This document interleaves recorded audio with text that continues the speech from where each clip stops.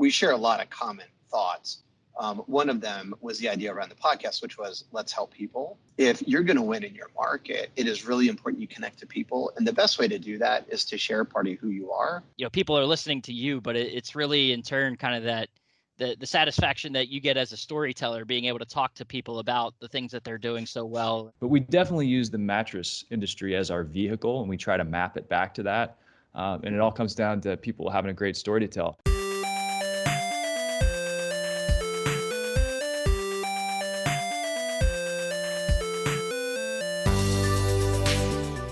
Ever since joining Nationwide Marketing Group and launching this podcast, one of the things I've always wanted to do is have a crossover. And when I say crossover, I mean there's only one other show that I'd really want to cross over with, and that's Dos Marcos. Anyone familiar with this space, and particularly those in the mattress category, are likely aware of the Dos Marcos, that being Mark Quinn and Mark Kinsley, two guys that are thoroughly and firmly, I say that, no pun intended, ingrained in the mattress industry. And they've got the Dos Marcos podcast, a weekly show that they have that Nationwide, in all transparency, is a sponsor of. But they have Nationwide members on, other people in the mattress industry, retailers, vendors, and the like, and outside the mattress industry as well. And they do a phenomenal job of creating a space where their show, as Kinsley will explain on our episode here today, they use mattresses and the mattress industry as the vehicle to talk about so many different topics and things, and it's just a really cool experience, one that I've always enjoyed listening to, and I've always dreamed about, kind of having this mashup occur where we can come together, talk about everything that's happening, in independent retail, in the mattress space, and have some fun with it. And what better way? We have a new series we're kicking off here for Nationwide with our trade partners and media partners, and Dos Marcos fits right in there. So I was thrilled and honored to have Mark Kinsley and Mark Quinn on the Independent Thinking podcast, and just had a blast. One that an episode that I hope isn't just a flash in the pan, and I think given the fun we had and how much time we spent talking, it'll be something that we do again for sure. So a lot of things to dive into with them, so let's just go ahead and get into this episode with Dos Marcos.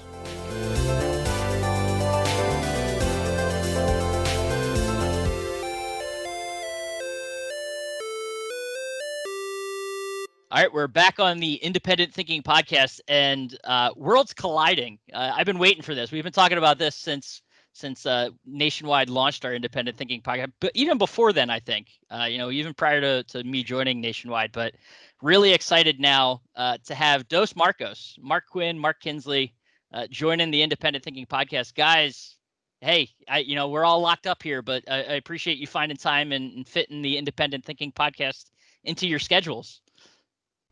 We love it. Are you kidding? We were fired up. We've been talking about it, to your point, for a while. And Kinsley and I were thinking to ourselves, how can we screw up his podcast just as bad as ours? And the only answer to that is to be on your show.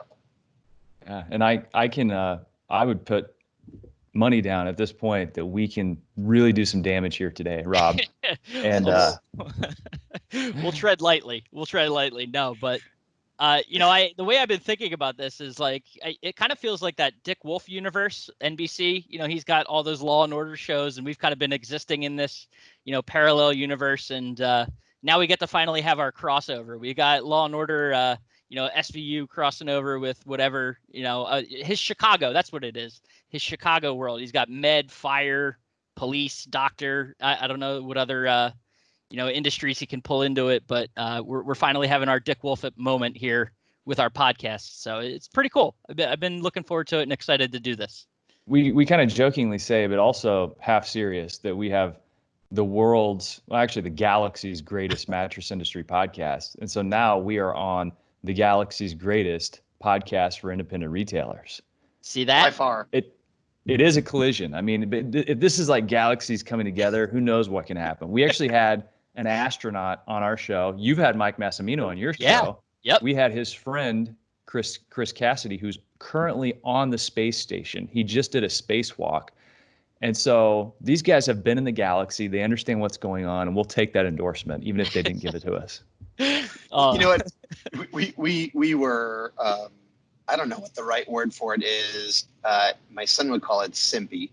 So when we talked to Mike Massimino at the Nationwide event, we had to name drop our astronaut with him, right? Because I called Chris our astronaut. He was on our show. And Mike Massimino says, Kinsley, he said it, you heard it. I don't think I even heard it. I think you were telling me about it. He said, he's a great astronaut and he could kick my ass. Because Chris was a Navy SEAL. So that's pretty funny. Oh, that's great. And I mean, Massimino, you talk about, I've never really been awestruck talking to someone or having guests on. No offense to you guys. I'm not awestruck. I think it's because I know you guys so well at this point, but no. Join the club, Rob. Yeah, right. To know us is to not be awestruck. We get touche. it. No, we but get told that all the time. Having an astronaut, I'm sure you guys could probably, say this as well. It was really, I mean, I had the questions lined up. I went through them, but like I sat there giggling half the time because I was like, I have an astronaut on my show. This guy has literally been out of this world, and he's sitting here talking to me about what that experience was like and trying to relate it in some way. And he, to his credit, he did it beautifully, relating it to independent retail and like business lessons that our members could take away from, his experience fixing the Hubble telescope. It's just crazy. Yeah, one of the things, so I was really excited whenever Massimino retweeted me because I took a picture. I jotted down a few things he said during his speech when we were at Nationwide Primetime in Houston, and he has over 1 million followers. He retweeted it, and I thought that was really cool. But one thing that I consistently see from astronauts and people that talk about speaking with astronauts is how awestruck they are whenever they get out of this world and they reflect back on our planet. And it's not some hippy dippy granola grinding, put a Subaru out on the road type of mentality towards the earth. It's like, feelings of God injected in them.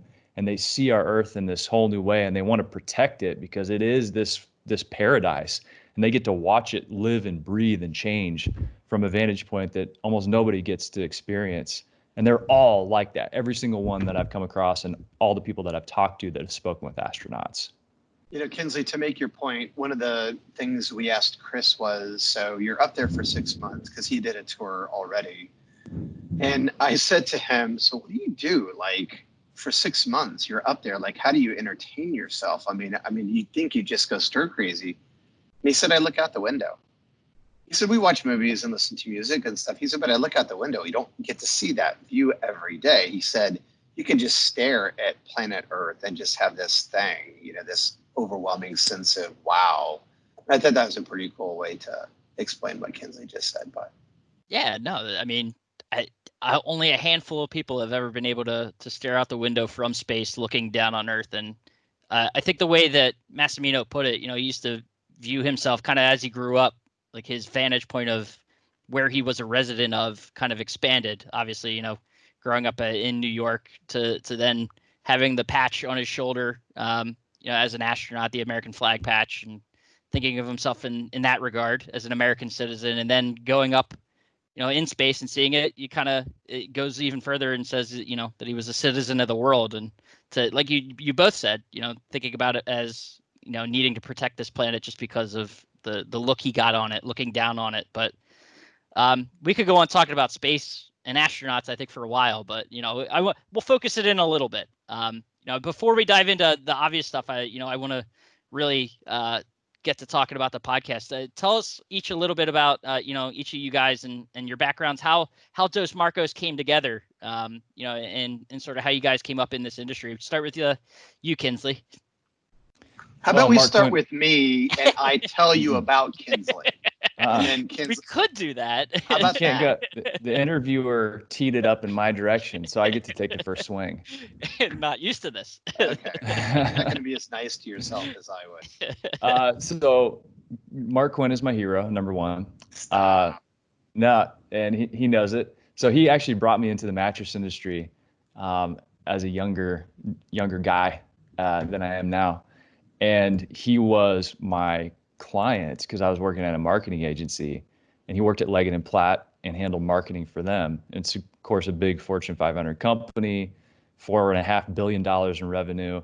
And so it was super fun for me to get involved in the mattress industry. And I thought in the beginning, I'm like, number one, like me and this new client of mine, like we get along great. We're having a blast together, but we're going to be talking about people that bend wire, springs, and like bedding components. And, it's just one of many clients that I had. And it ended up being my favorite account, my favorite client, and my favorite industry that I was a part of, the mattress business. And so through, a series of events and turns, Quinn and I just kind of took off. We started the podcast when we were at Leggett for a property called Sleep Geek, which under was protest. Yeah, he didn't want to do it. I did not want to do it. Well, I mean, come on, Rob. Aren't you like, okay, mattress podcast? People are going to rush to that one. Yeah, that sounds highly engaging, highly entertaining. Like, well, what do you talk about? Well, our joke with people always is, you should listen to the podcast. It doesn't suck as far as mattress podcasts go. It's not as bad as you might think. Anyway, Kinsley, keep going. I had a radio background though, so I did a daily talk show for 4 years, every single day, 2 hours of talk. It was not music. And I'm like, man, don't worry about the formatics or the subject matter. We can take the mattress industry, and it's a vehicle for talking about this really cool space and talking about business and marketing and all the fun stuff that goes along with that. And so we did it for Sleep Geek. And Sleep Geek was dedicated to helping retail sales associates get better at their job and connect sleep to the mattress and the products that we sold. And so it was really there to serve the RSA and serve, gosh, in many regards, independent retailers, just like we're doing now. And so Quinn eventually left to start Spink & Co. And then I took his role at Leggett. And then now, he's running his business and I'm running Englander. And we just continued doing what we were doing. And on our 100th episode, so we did 100 episodes before we ever brought on sponsors, and Nationwide became our first sponsor. And we're like, this is a perfect sync up of ideas because you guys serve independent retailers. We're trying to help people understand the mattress category, get better at it. And now here we are today on the world's greatest independent retailer podcast. Well, what can I say? No, brush my shoulder. Did I capture? What did I miss, Quinn? Did I miss anything? No, I was going to say, Quinn, any gaps to fill in? No, I don't think so. I was in the industry since I was 23. And so I was with Sealy and Stearns & Foster, and then went to Serta. And then, as Kinsley said, we met when I was at Leggett. But when Kinsley came aboard, it really was, here was this younger guy and tons of enthusiasm. And so he says that about me being his hero. I would tell you that it's probably the same the other way. Like there's a ton of respect, and people don't, like, I don't know if they understand how genuine the affection we have for each other is, but we care about each other a lot. He's a very close friend of mine, on top of the fact that we get to do the podcast together. So I get incredible amount of energy from him if I have a problem or I need to think through something, or we talk about Dos Marcos together. Time flies. It's one of those things. And it's just awesome because you find people that you just have a groove with, but also can feed you and look at things differently than you do and challenge you and hold you accountable, and all of those really important things that add to your life. And so if he was just like I was, or thought we share a lot of common thoughts. One of them was the idea around the podcast, which was let's help people, right? So we love curators of cool stuff. That's a thing Kinsley kind of brought in terms of vernacular to us, but let's find the really cool stuff out there. Let's celebrate good behavior. Let's promote the industry in a way we think that it needs to be represented. Let's get everyone on the same team. Let's get them to understand that we are on the same team in the furniture and the mattress industry, trying to beat out, other types of things like vacations and remodeling your home. And so let's teach and celebrate good behavior in this industry. And that's what's happened. And it's been so awesome because all these people have come to us, even nationwide, the relationship we have with you. Some of your members, Kinsley and I, just get overwhelmed how grateful we are when we sit and talk to those guys and they teach us, right? They're teaching us about what they do. They're teaching us about what works for them. And then we can take what they give to us and share it with everyone else. We're in a unique position to that because of the media platform. So I don't know. It's just been awesome. So again, I kicked and screamed going into it. Kinsley's like, no, let's do it. And thank God we did because we've had a lot of fun. So at Kinsley, what, 150 episodes now or? We just cracked 160 episodes, and they're all up at Wow. mattresspodcast.com. If you want to go back and just get caught up, it shouldn't take you very long. Yeah. Yeah, no, we're still, well, it's a little bit longer than Game of Thrones. Go through Game of Thrones twice. I think they had 70 some episodes, so Oh, is that? just a little bit longer. Yeah, You know. very Well, similar. and the difference is no one dies on our show that we're aware of. To date, I mean, I don't know what happens if you write off a mark or like how you can't even script something like that. It's just Well, this show isn't over yet, to your point. right. We'll see by the end of this how it happens.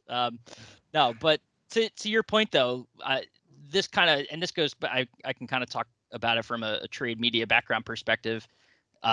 People are listening to you, but it's really in turn kind of that the satisfaction that you get as a storyteller, being able to talk to people about the things that they're doing so well, and highlighting the things that work for them. At times too, the challenges, the struggles that they're going through. And I think of late, maybe there's nothing, that's been a lot of the talk is the challenges that the industry is facing. But finding those stories, what's it like for you guys to find those stories and cultivate them? I know, we obviously the Nationwide relationship, we got a lot of mattress guys that we can send your way, but you got to want to tell, they got to have something to tell. So how do you find those stories and then pull it out of them, in this kind of interview setting?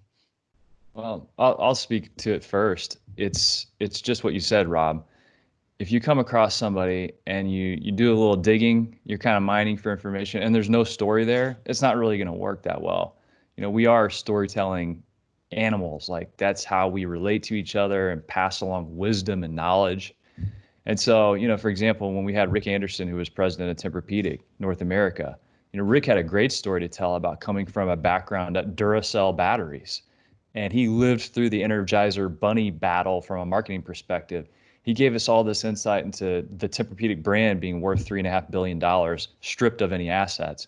He had a great story to tell. We came across a guy named Jesse Cole, and Jesse wears a yellow tuxedo. His baseball team he owns is called the Savannah Bananas.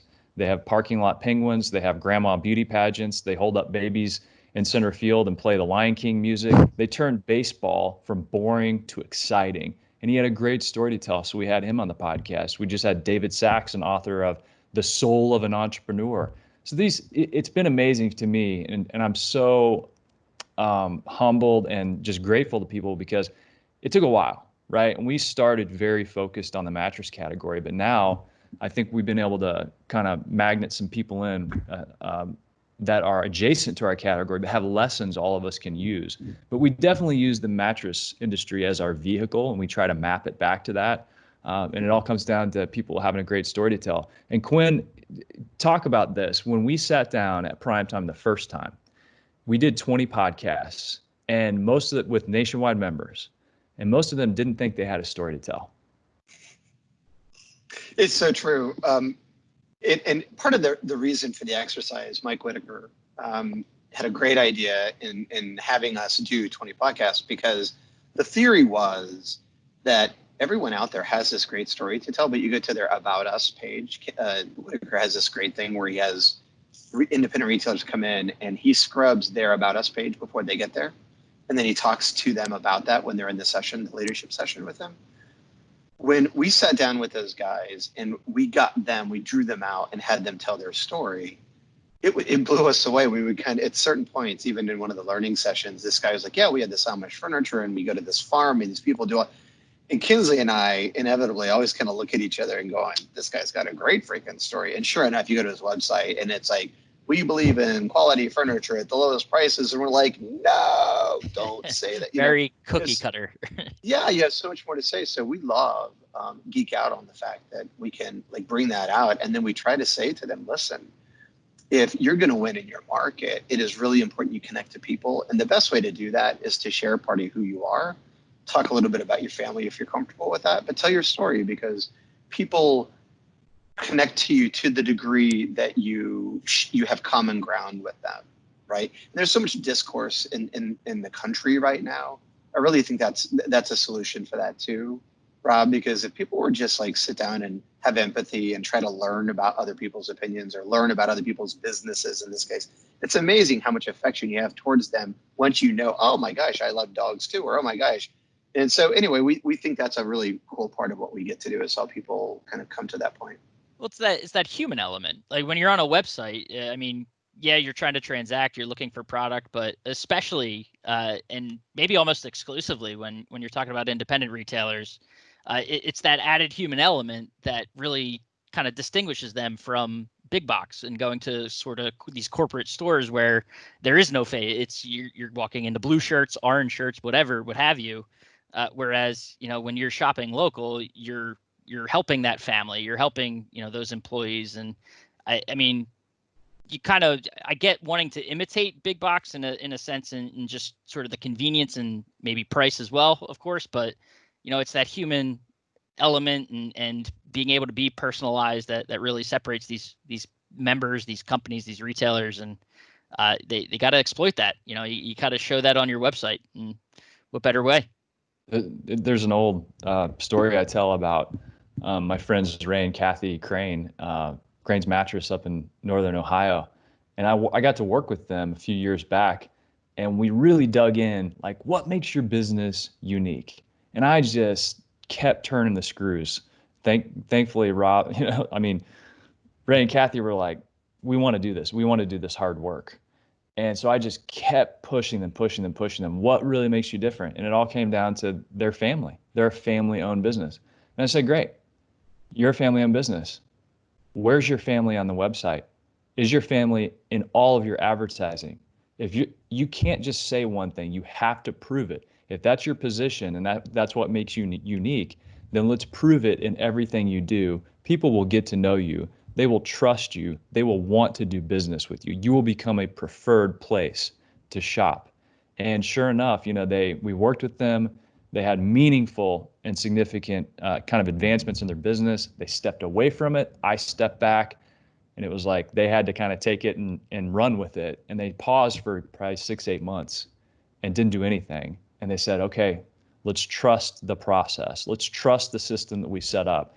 And they started doing it on their own, writing these really creative radio spots where Ray and Kathy, proving that they were a family, were on audio together or on camera together, and doing these wacky things where Ray was kind of the one that was like all about the numbers, and Kathy was kind of having these crazy ideas. And they took this like template, this idea, and they really blew it up. And I got to see Ray, and this big smile came across his face. And I said, well, Ray, how's it working though? He goes, business is really up. And, you talk about putting yourself out there and putting your family out there, putting a face on the business, because that is your differentiation. Time and time again, we talk to retailers all over the country. Even Stephen Stone, one of your members, Stephen Stone said whenever Alana started going on camera as the face of BedMart, they had high double-digit increases in sales. So it is your differentiation. And I think now more than ever, as people have seen restaurants and bars and businesses closed, even temporarily, some of them are coming back, some of them aren't.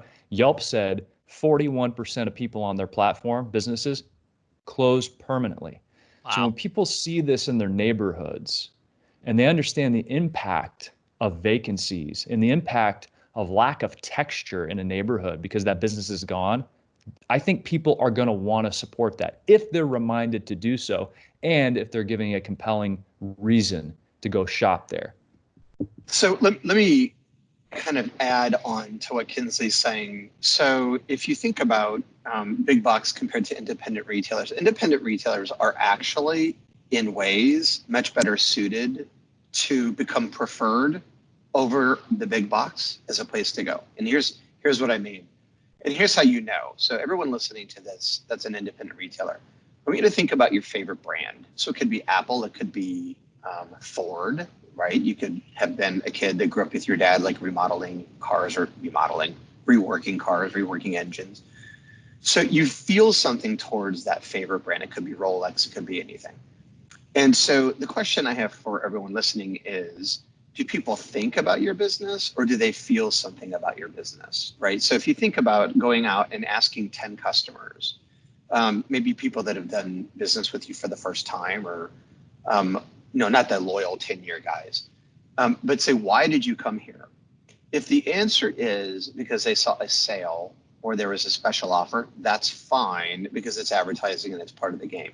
But if they came to you because they connect with you in some way, because they saw the ad with your kid in it, because they like the fact that in Stone's case that Alana, a female, is running the company, and they think that's awesome that women are in power positions. Whatever those little things are, if they feel something about your business, you then become one step closer to becoming a preferred place to go and not a transactional place to go.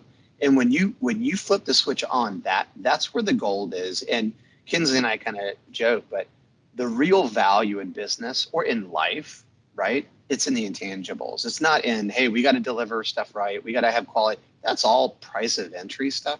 What are you doing to connect people to you and make them feel something towards your business? Right. And that also all goes back to the storytelling and kind of the things we're trying to help, members and brand, vendors as well. The brands out there tell their stories and make those connections.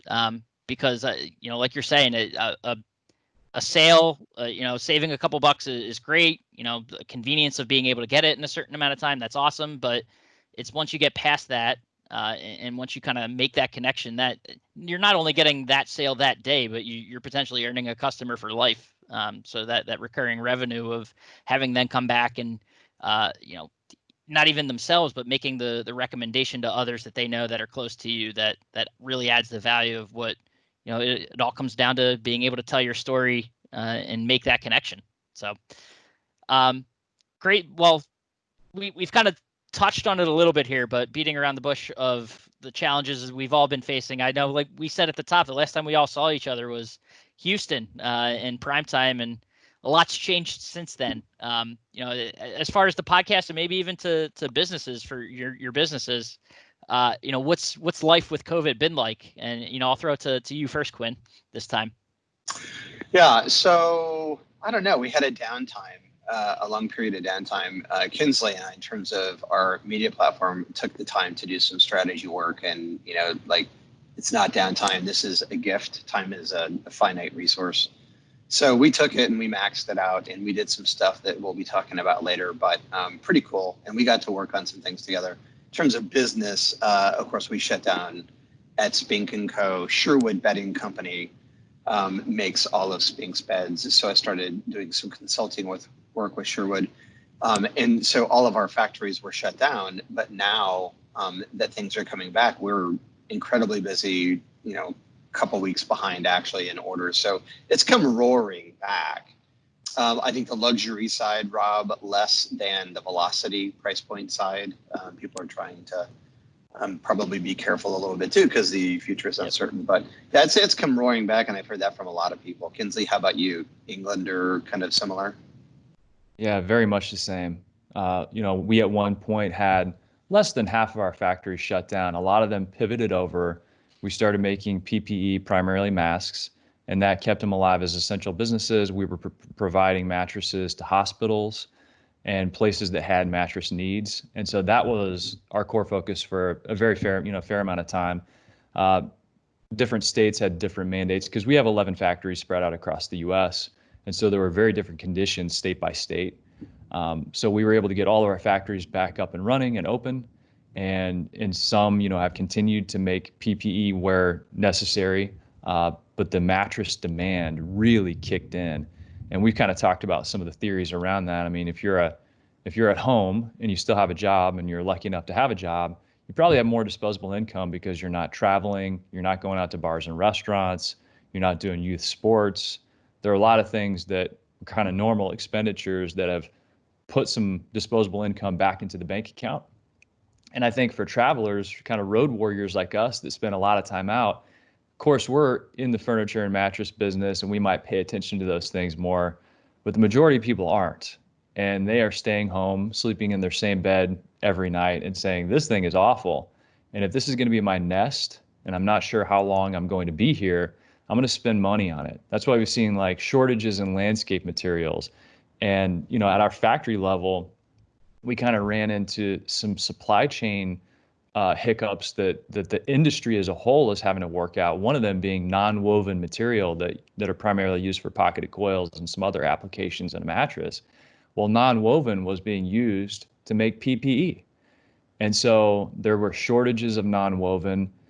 We saw some of the suppliers in the industry have trouble getting people to come back to work because many people were making more money on furlough or unemployment. And so we've run into some different supply chain issues that seem to be getting fixed now, and flow through factories is starting to increase. Demand at retail has definitely been there. And the good news has been people have been able to discover, especially at the retail side, some new and interesting ways to handle how people want to shop. I've heard a lot of retailers, especially in the nationwide network, that move to a appointment model. And in the appointment model, if you make an appointment to get your teeth cleaned, you guys are walking out with that free floss and your new toothbrush, and your teeth are going to be clean. Like you made an appointment to get something done. And so I think when people make those appointments, they're coming in, they're going to buy a mattress or furniture. They're there to get it done. They're not there to shop around. And we're probably going to see some higher average tickets because people want to limit exposure. They're not going to jet over to Sam's Club to check out sheets and pillows. They're going to get that full kit right there. So that's kind of the lay of the land right now. And I think a lot of people are holding their breath at this point and saying, is this more like a W recovery where we're going to see a temporary spike in business and then it's going to drop back down? Or are we going to see things kind of level off? So I think once we get past Labor Day, we're really going to have a better sense of that. Gotcha. Hey, Rob, I just want to say something too. We've had a couple people tell us how helpful Nationwide has been. And so we've actually asked the question. So knowing that you guys are our sponsor, we're like, hey, so have they been helpful? The websites, the information they're putting out there, all the safe shopping stuff you've done, and A+ for you guys. We've had a lot of people tell us that it's been very helpful to be a Nationwide member because of all the stuff that you've done. But I think it goes back to why our partnership is so makes so much sense, is because we're kind of both in this to help the independent retailers out there. And so anyway, we've heard a lot of really great stuff about what you guys are doing. So the Back to Business Hub is clutch. It's really clutch, because there are so many different facets. And it's like, you got all those big colorful squares up there that have different topic areas that people can dig into. Super easy to navigate. I saw you guys just rolled out some really helpful social media assets so people aren't haunted by trying to come up with what to do. Just the toolkit that's there and available is so robust. And I think that might overwhelm people at times, but that's where your field teams come in. I've talked to these guys and gals, and they are so good at helping retailers figure it out, put a plan together, and then take advantage of all those resources. That's awesome to hear. And I know, like you said, we're all in this together, trying to just create resources, make the connections, whether it's through talking and sharing stories or just being there for them, having some resources available to them. It's all about making sure that this channel can survive and operate and thrive, and that's kind of what we're here for. And part of that too, on your end, is these fireside chats that I know you guys were doing and potentially still are. I don't know, but by the time someone's listening to this, but to talk about what those have been like at the Campfire stores. There you go. If you're watching this, we got some swag available. See that? But tell what have those experiences been like, getting people together? In a different kind of setting, one where you're engaging with larger groups, and what have those been like, and what have come out of them? Yeah, we did a 6-week series, and it did wrap up, and we wanted to take that time whenever things were opening back up to bring retailers and the industry together to talk about the opportunities, the challenges, and really we call it Campfire Conversations because for all of human history, people have gathered around the campfire for warmth, connection, community, shared wisdom, and advice, so you can walk away more energized and more clear on how to proceed. And we hope that we accomplished that. We had a great turnout, about 30, 35 people, and different people floated in and out of each call. And we did that 6-week series and put a retailer in the round. So we had somebody that was kind of our guest host there to talk about their experience. Roger Cunningham, one of your members, We had Trent Ramberger, we had Kevin Splitt, we had Michael Grossman, we had Greg Law and Katie Law and Andrew and the team from Sweet Dreams. And we just took that time to say, let's ask them questions. Let's hear their experience. You're not alone. We're all in this together. And I tell you, one of the coolest things that happened really goes back to something we talked about at the very beginning, or a little bit ago, which was the personalization of your business. Trent Ramberger has like an 84-degree curve in his spine. He has major issues, and a lot of doctors are like, I can't even believe you can stand up. And I was interviewing him, and I said, Trent, talk about posting that picture on LinkedIn of that huge question mark spine that you have, and what that did. And he was talking about how there was awareness around his condition for the month of June, and that opened up another story. And he talked about people connecting with that, people bringing their children in who were suffering from spinal issues, and the connection that vulnerability that he showed made to his community. And on that campfire call, that final one, a guy named Adam talked about a condition he had with his leg that made it double the size of his other leg, and about how he was really embarrassed by that for many years, but by coming out and talking about it, not only at retail, but in some of these camps he does. This little girl he mentioned saw for the first time in her whole life that this person is just like me and I'm not alone. And I think that's what you can do in independent retail. That's what you can do just as a person who's locally focused and cares about your community. Your vulnerabilities, people connect with those more than they do your victories. And Quinn and I talk about this all the time. And you never know how something like that's going to impact other people. And it impacted people right on those campfire calls. And I saw it because we were Hollywood Square style on Zoom.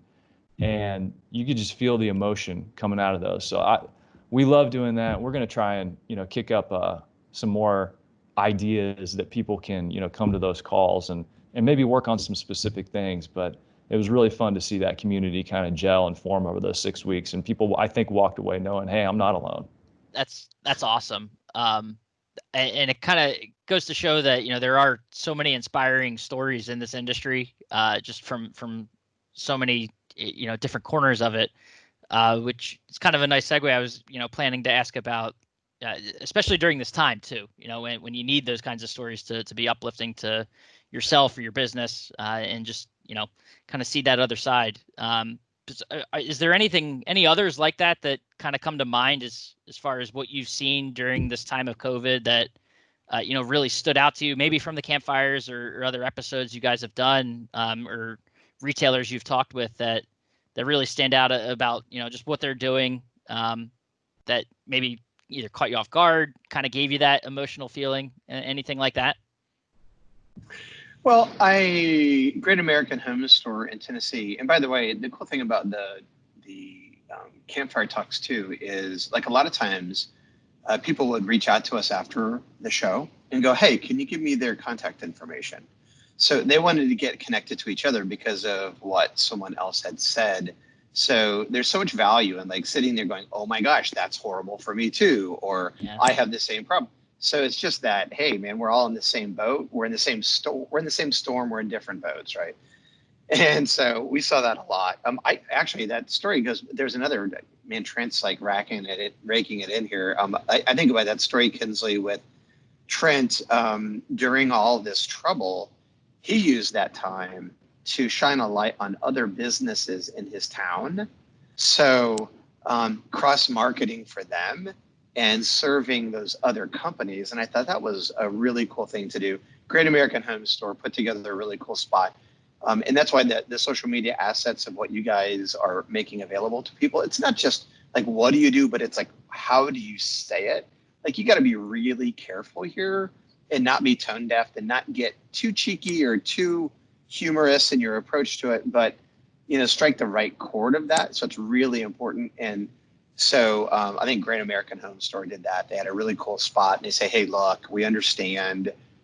We know you're not out right now, but just so you know, you can shop us online. We're here for you. Set up appointments. So just things like that. I think we've learned a lot from each other in terms of, yep, I like that approach, and just kind of how to navigate it all. Because, and here's the cool stuff. with our show, the creative thinking, that's so Kinsley is constantly talking about the pirate flag. And if you fly your flag, then people come to you.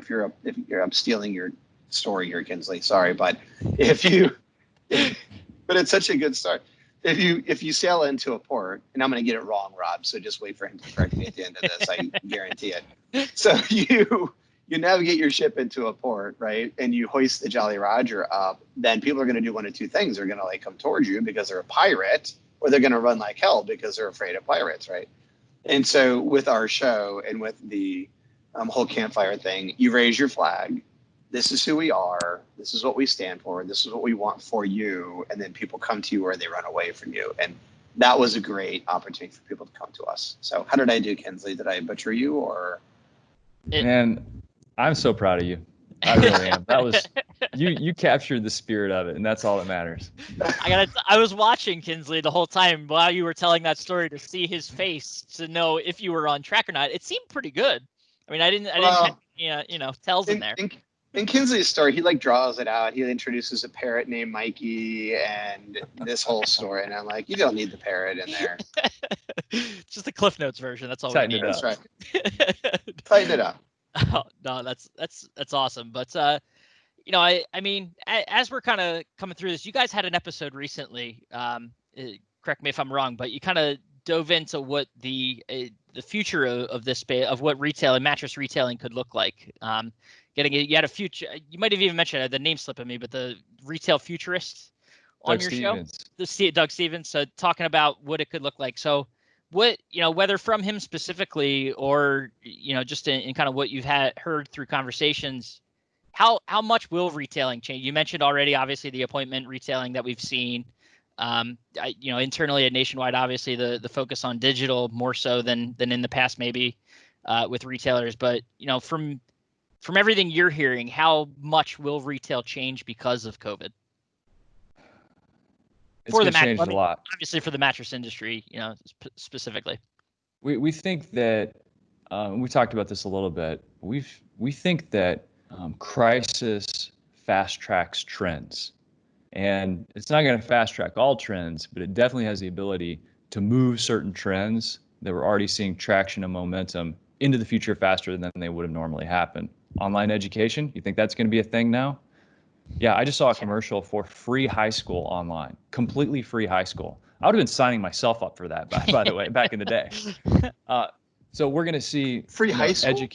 Free high school. Yeah, you want to go back? So, you and I should go back and dominate sports. Accredited GE. Yeah, right. I'm not even sure I could dominate now. I'm past my point of being able to go back even and dominate. They would kill me, but I would introduce pickleball. No, but isn't high school free for most kids unless you go into a private school? Yeah, but I think what they were saying was you can go to high school anywhere in the country as long as you go to this school completely free. So it wasn't a state by state thing. It didn't appear there was, a lot of times funding is from property tax and that in that market, real estate, sales tax, whatever it might be. So, but anyway, the point being, trends are fast tracked. So online education at the college, university level, even in high school, we're seeing that really take hold. Zoom and video conferencing, that was kind of like, oh, great, I got to get on a Zoom call. Now it's kind of normal. Work from home is a trend. Work from home is not something we're going to piece together as a society. It's really going to take hold in a lot of ways. So when we look at retail and we talk to Doug Stevens, this futurist, about what retail could look like, of course, the big obvious one is people are going to shop online. And even if they don't purchase online, they're going to start online, and maybe they're then going to go to a store. And then if they leave that store and come home without purchasing, they're going to want to be able to transact with that store, even if it's a local store, and they want it to be intuitive and simple to do. So whether it's buy online, pick up in store, I went to your store and then I want to go home and think about it and buy online and have it be a seamless experience, really thinking through how you interfaced and transact and serve online, big deal. But when you get into the really crystal ball-y type futurist stuff, Doug thinks, and this really does map to online shopping, because if you go online, a lot of times you're going to want to look at products. So let's say that you go online, you look at a mattress brand you really like, and then you want to go find it somewhere. Okay, that's kind of a natural flow for how you're going to shop. Doug says that brands are going to look for retailers to be media outlets. So instead of like treating the store as basically a miniature warehouse, brands are going to find high quality retailers and maybe pay them to be in their store, because in bigger markets, they've already seen this. If you have a mattress brand that did not have a presence, physical presence in that marketplace, you put in a store, they're seeing an online sales lift of about 30+%, up to 34%. So they're increasing sales by a third just by having this media outlet, this visibility, this experiential product place in a market. So he thinks that the new job of a lot of retailers is going to be, how do I create experiences with products and people in that space, so much so that people want to be on my channel, just like TV. If you find the eyeballs and the demographic that is going to work best for you, and if it's ESPN and sports minded, and that's your mattress brand, and you're all about sports, you're going to buy media on that station because they have the right eyeballs. Same with physical retail. That's his prediction. Yeah, and I think further to what he's saying, one of the things I liked that he said was one of the most important things for companies as we go forward is to value creativity in a different way. So value not the IQ, but the emotional IQ. And so people's ability for empathy or to think creatively, because as we go forward, it's those people that are going to have the advantage in the market. If you are listening to this right now and you are a retailer that is a place to conduct a transaction, and you look kind of like the other furniture or mattress retailers or appliance shops out there, then your ability to succeed going forward is going to be limited. So it's the people who stand for something unique, who fit a different niche in the market, who create a killer experience once you're in the store. Those are the people who are going to thrive and survive going forward. So I think there's a lot of truth in that. Right. And funny, it all comes full circle, but it goes back to being able to tell those stories and differentiate yourself in one way or another. And hey, that's what the three of us are here doing. So That's right. It kind of all boils down to being able to stand out and make yourself stand out. And, all you have to do is hop on a podcast and tell a story at the end of the day, right? It's that simple, right? That's So, right. Little plug.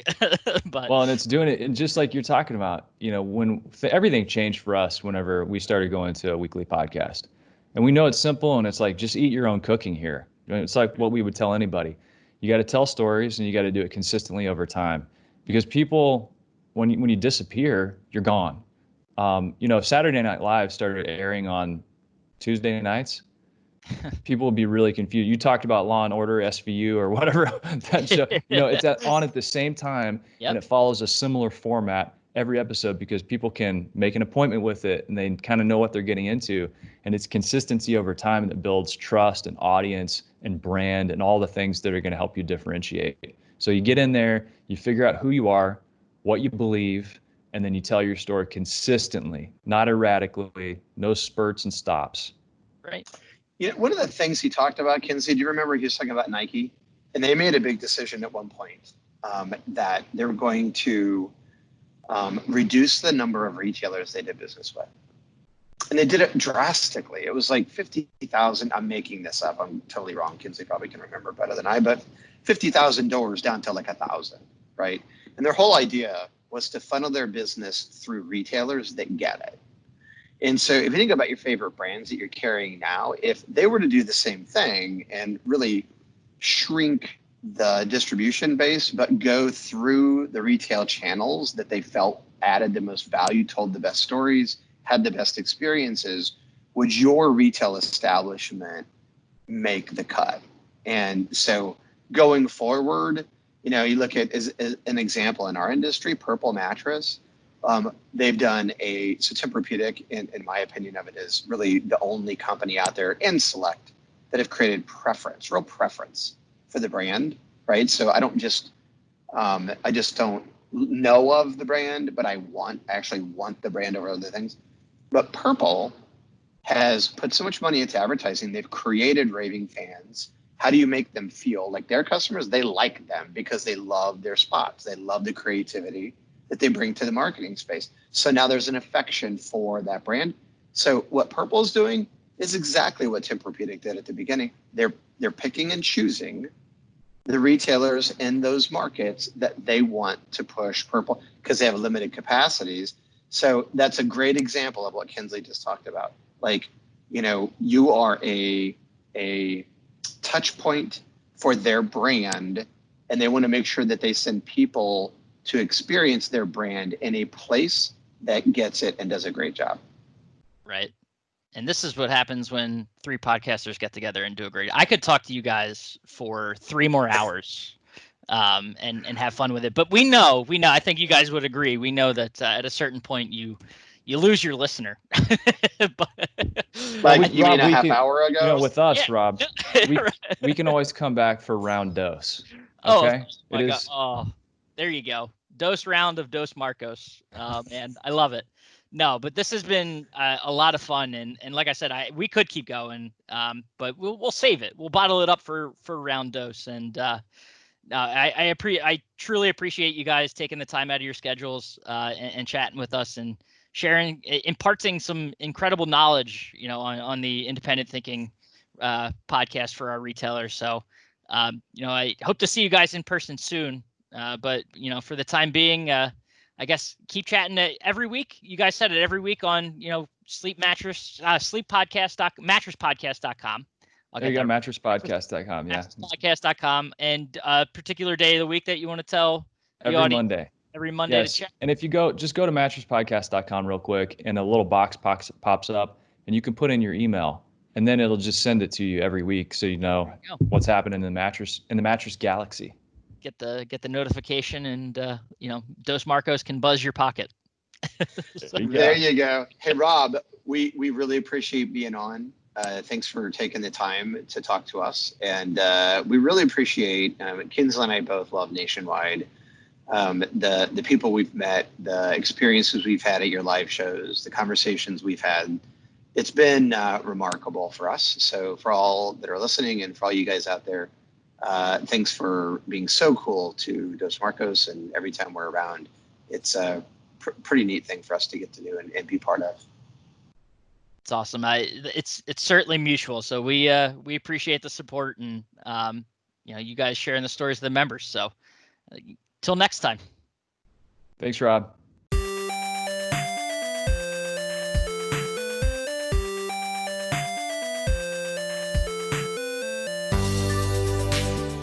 And how awesome again for the Dos Marcos to spend a few minutes, almost an hour, chatting with us here for the Independent Thinking Podcast. Our longest episode for sure, but one that I know we had a lot of fun with, and hopefully you did too. Had a lot of great, talked about a lot of great things, and had learned a lot from both Marks about the conversations they've had and just what they've experienced in this space. So something we hope to do again, and not too distant future, maybe in person before we know it, as soon as we get back to a little bit of normalcy here. But for now, appreciate their time, again on the Independent Thinking Podcast, and appreciate you taking the time to listen, and we will catch you next time.